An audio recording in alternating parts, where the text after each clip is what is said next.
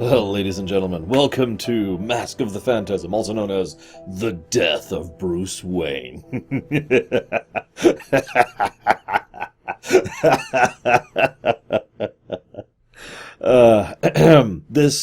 When exactly this is set in the DCAU is one of those vague things. For as much as I praise the DCAU for its interconnectivity, the harsh reality is that there's not really a very concrete this happened here kind of a thing. In fact, some people still disagree to this very day on exactly when certain shows or episodes happen in relation to other shows and episodes. I mean, this happens during the animated series, probably after Season 1, possibly before Season 2. It definitely happens before Batman Beyond, but Justice League kind of crosses a bit of a gamut. But at the same time, considering the beginning of Justice League probably happens after Batman, the animated series Season 2, and point being, trying to place this exactly is, well, impossible, because we don't actually know when it happens. I usually think of this as happening in between the season break in between Season 1 and Season 2 of the Batman the Animated Series, personally. I do feel bad for the people who made this film, though, really. Because this was supposed to be direct-to-DVD, and everything that implies. Now, it's a good film. In fact, I would go so far as to say it's a great film. I don't know if it's the best Batman film ever, but it's in the running. But you can kind of tell how it's like, okay, so we need to make this film, and we're making it, and we're putting it together, we've got the visuals and all this stuff, and all of a sudden someone's like, oh my god, this is amazing, we need to put this in the screens! This was a horrible mistake. Just to put that as bluntly as I possibly can. Because, well, first of all, making something for the theaters versus making something for home video is a monstrously different project. And they were completely unready for it. And they slaved away to try and do this under a massive time crunch, during which it didn't receive the kind of support and backing a film needs to be successful in the box office. Pro tip, there's only 2 ways to really be successful in the box office. 3 ways. Way number 1, word of mouth. Everyone loves your film, it gets spread. Way 2, it's something that's going to guarantee sales no matter what. A new Star Wars film, a new MCU film, you know. Way 3, proper advertising campaign. So this didn't have the word of mouth thing going for it, at least not until it was too late. This also didn't have the big name brand thing going for it, because this was kind of an unusual era for Batman and superhero films in general, and they definitely marketed this as badly as they possibly could have. So yeah, it was a flop. Financially, what I find amusing is basically everyone who saw it in the theaters loved it, including a friend of mine back in the day too. I actually didn't see this one in the theaters, sadly. That wasn't on purpose, it's just kind of what happened. Thankfully, now you can get a hold of this film elsewise, and hey, what do you know, it's actually a good film. Go figure. One of the things, though, I want to mention here, and I know I've talked about this before, but not all of you watched my mini-nations, so for those of you who haven't seen it, one of the things I like about the DCAU is how it brings the relative power level down of a lot of the characters to something a little more down to earth. Bats, for example, is... Well, there's several scenes in this film where I can look at that, and I have to actually mentally adjust my assumptions and presumptions about Batman to be like, oh yeah, this is the DCAU Batman, not, many other versions of Batman who could effortlessly get through this. He hasn't thought 15 steps ahead. He doesn't have all of the tech and all the plans in place yet. This is still a Bats who's relatively new into his career. And of course, it's the DCAU Batman, so there's that thing too. Yeah. I do like that, though, but I'm getting ahead of myself. So we see the intro. This is probably a good time to mention that the animated series, which I will probably talk about someday, fingers crossed, was in many ways a direct reaction to Tim Burton's Batman. Now, I know that's a long topic, and I don't want to get into that too much. The specific relevance for this film, and the animated series in general, is that Tim Burton's Batman basically people will argue the specifics, but I would argue that Tim Burton's Batman and the massive, juggernautal success of it was in part, was the major contributing factor of why exactly Batman changed from being the way it used to be to the way it is now. Batman used to be camp. Whether it's good or bad, that's up to you, but Batman used to be camp. Then Tim Burton came along, and it's been serious ever since. Now, Frank Miller obviously gets some of the credit here as well, but the point being that was kind of the apex point of the shift into the new type of Batman. And they very much wanted to try and approach the animated series with that idea in mind, but they didn't want to just make an animated version of that Batman. They wanted to make their own version, which was inspired by this new direction of Batman. So they're like, okay, we'll do this. And that's what led to the animated series, which was being made by people who worked on Tiny Toons Adventures. Now you might think, oh, wow, I'm amazed it was good. In which case, you never saw Tiny Toons Adventures.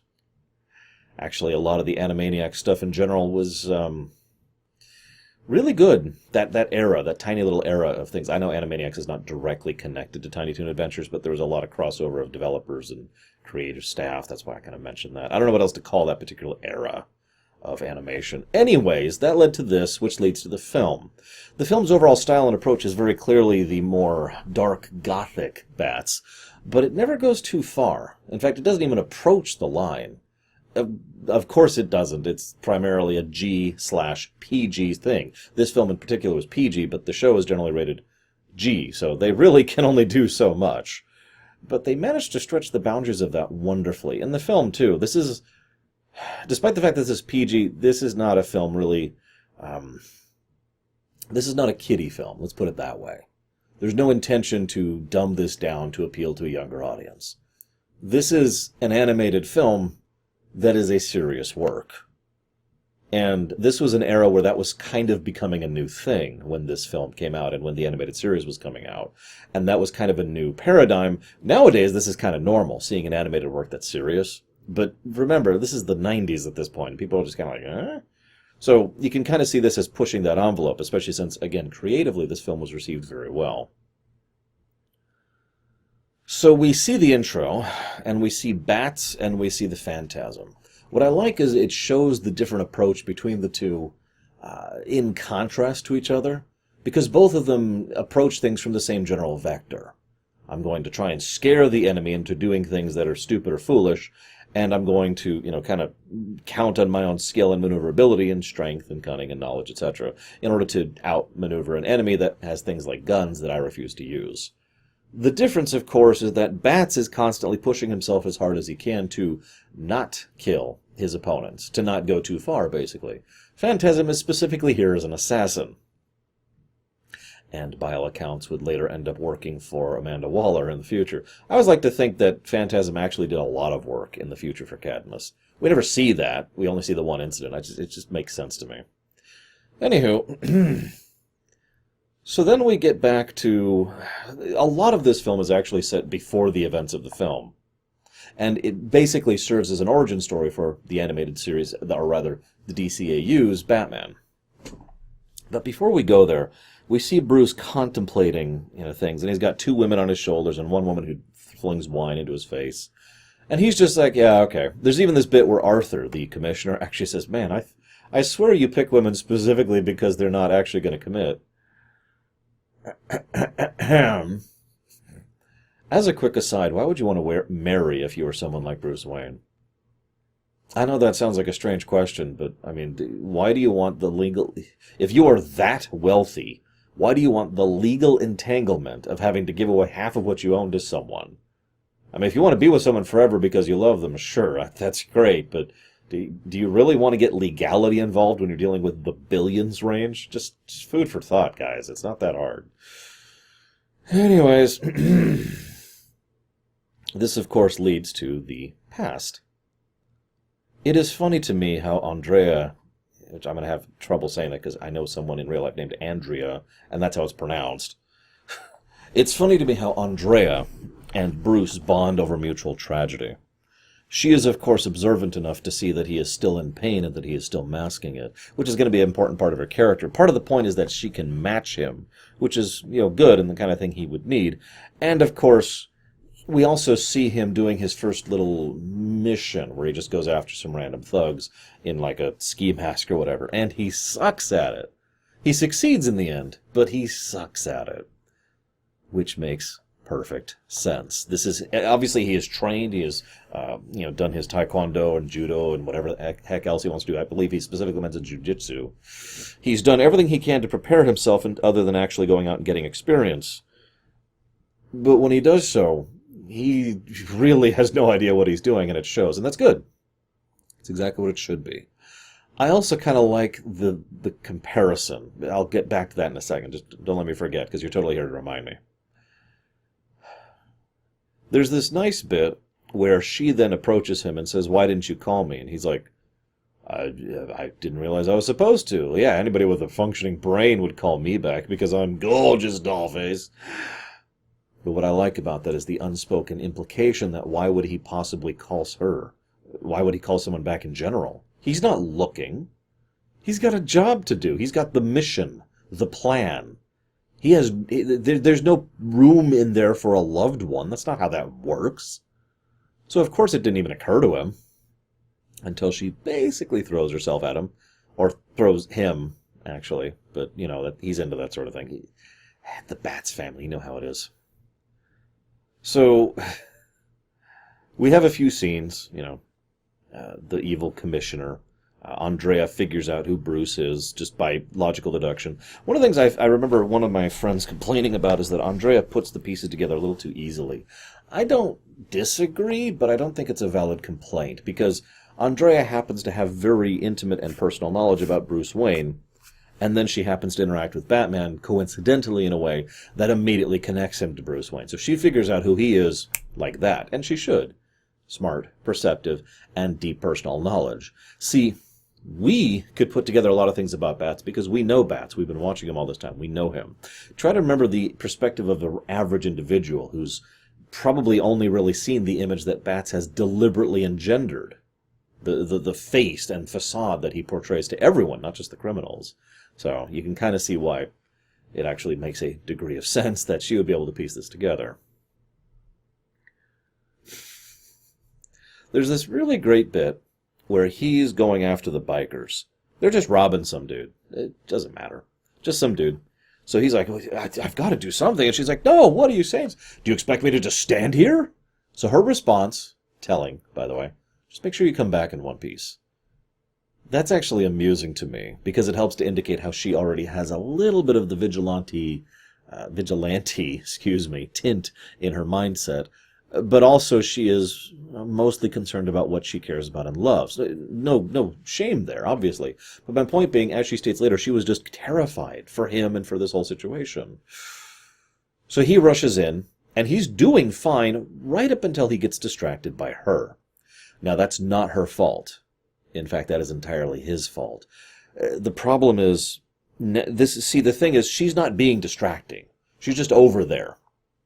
But as he highlights himself later on, this is something he doesn't know he can live with. Having someone at home, having someone to come back to, having someone to worry about me, doesn't fit in the plan. He can't, in his own words, go full tilt. That's not how he says it. That's not his own words. Sorry. He can't do it if he knows someone is waiting for him. So he doesn't know what to do about that. And so he's angry and he's hurt. He doesn't return the call because he doesn't know how to deal with this. And he's talking to his parents.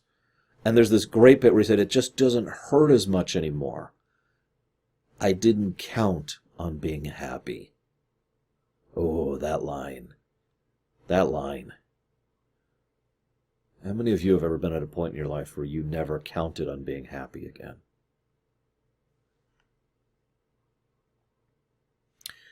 And so he doesn't know how to process this.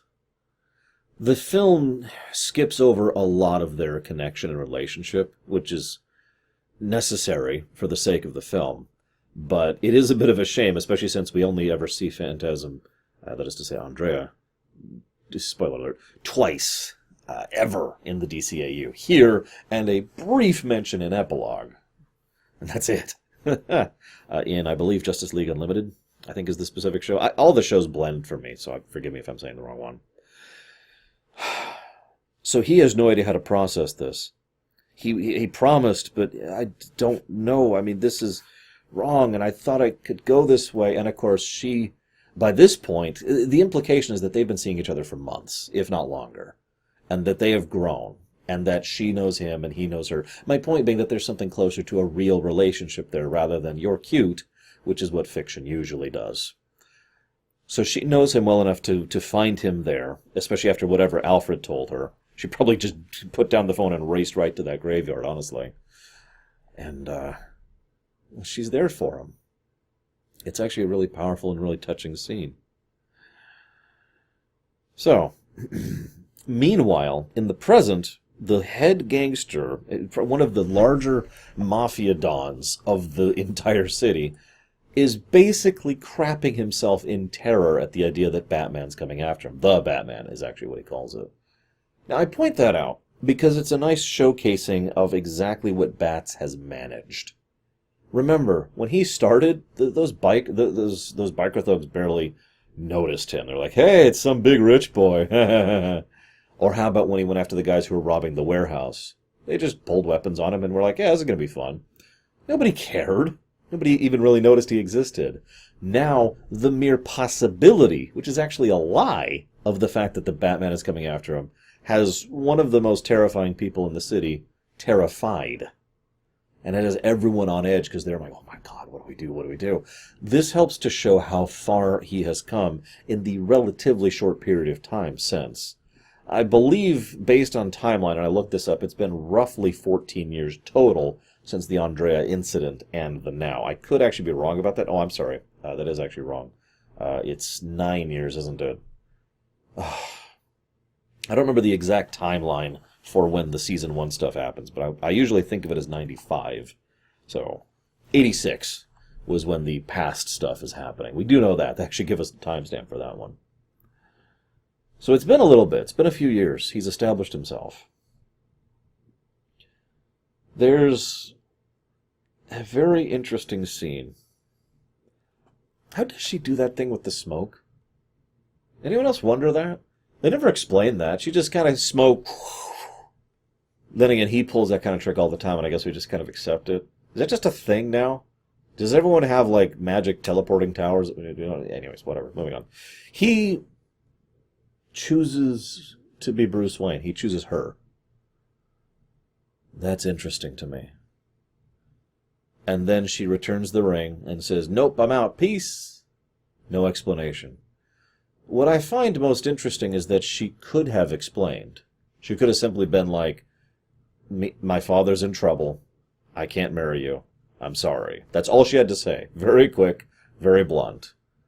Instead, what happens is she leaves and basically implies that she just wasn't ready for marriage. And he doesn't talk to her again for 9 years or 14 years or whatever it actually ends up being. And the very next scene is him putting on the cowl for the first time and Alfred being terrified at the sight of the Batman. Valestra, the big gangster guy I mentioned earlier, goes to the Joker. This probably helps to show one of two things, or both. How desperate he is, and how stupid he is. Now, this isn't the worst Joker we've ever seen. In fact, actually, it's probably the best Joker we've ever seen, because Mark Hamill's the Joker. But, what? He's the best Joker. But my point is, no, I mean, like, he's not the most horrifying or brutal. He's not the one who cut off his own face and then stitched it back on just so he could wear it as a mask. Like, Joker's done a lot of messed up stuff. But even this Joker is not someone you just kind of play around with. So, this guy going to him is probably not the best idea. And of course, the best part is he tries to buy him off, and then he tries to threaten him. So he dies. Probably in agony, based on how the laughing thing works. Speaking of which, did you notice they actually have, like, a cure for the laughing toxin? Or at least a way to endure it. At least if you only get a smaller dose. I'm pretty sure there is such a thing as a lethal dose of that, given what we see in the show. I just think it's interesting that they actually showcase something like that they actually were working on some kind of way to deal with the toxin, the Joker toxin. Anyways, I'm getting off topic. So this, of course, leads to Bats investigating Andrea directly. Now, what I find most interesting about this scene is the subtext is so overt, it's actually not sub. It's just text. She frowns, scowls, throws up a wall and says, this is all you being horrible. He shows up as bats, wearing the mask and cowl. This is interesting as well, though, because ultimately, as this movie goes to show, only one of them was wearing a mask in that room, and it wasn't him. So, next scene is actually a very interesting scene. I mentioned earlier that in the DCAU, Bats is somewhat lower tier, at least until he gets a giant space station and all that fun stuff. And I point that out because here they have 4 precincts worth of cops go after him. This is interesting because it kind of shows how much Commissioner Gordon has been helping him indirectly for basically the entirety of the first season and in the future stuff as well. Because when the cops go after Bats full tilt, he barely escapes with his life. I'm not even talking about like surviving with his identity or freedom intact. They almost kill him straight up. He is barely keeping ahead of them. And if Andrea had not gotten rid of the costume and circled around to get him, there's actually a decent chance he would have actually fallen right then and there. That would have been horrifying, wouldn't it? So, they reconnect, Andrea and Bruce, and they talk for a bit. Andrea and Bats. And she relays the story about how the mobster apparently doesn't understand how fundamental economics work. I need the money right now. Okay, well, if you give me a couple weeks, I'll go ahead and de-entangle the money from the investment firms that it's in. Most of that's in the European side of things. Some of those banks aren't going to be able to move that money for a couple days, and that's going to be a few business days. So maybe 2 or 3 weeks. Now, that sounds like stalling, but it's not. That's just how finances work, especially at a higher level. The fact that the mobster was like, you gotta do this now, it just shows how much of an idiot he is. But then again, he did try to buy and threaten the Joker. Anywho. So then, I want to give special praise really quick. Hart Beckner is the one who plays the commissioner dude, Arthur. And he's mostly just a sniveling worm, but he actually has one scene where he does some really good voice acting. He's under the toxins of the gas, so he's laughing, but obviously it's a very insincere laugh, but he's also desperate and terrified and serious and sincere while laughing. That is hard to do. So definite props to him for that scene. I just wanted to mention that really quick, because Bats is left with the same choice he had last time. And what I find very interesting is that for the second time, Bats chooses her. And to be Bruce. Chooses to be happy. Chooses to have a life. This, of course, doesn't work because she doesn't choose that. She's already lost herself to vengeance, and, well, that's the end of that, basically. She even says flat out, look what they did to us. Both of them. The big climactic finale, I actually have very little to say about. Although it's funny that she leaves with the Joker, and then we know the Joker is in later stuff, and she's in later stuff, so that's just weird. I don't know what to mention about that. But what I do know to mention is that that is the second time Bats has chosen to be Bruce Wayne and failed. I mention this because, in my opinion, this is the real, final death of Bruce Wayne. Yeah, I know, it sounded like a joke, but I mean it sincerely now. This is the final chance Bruce Wayne had to have a life, and it's gone. From now on, well, the only mask he's going to wear is the one when he walks around without a cowl on. And that is a damn shame. And this is a damned fine movie. I hope you guys enjoyed my thoughts on it. I'll see you next time.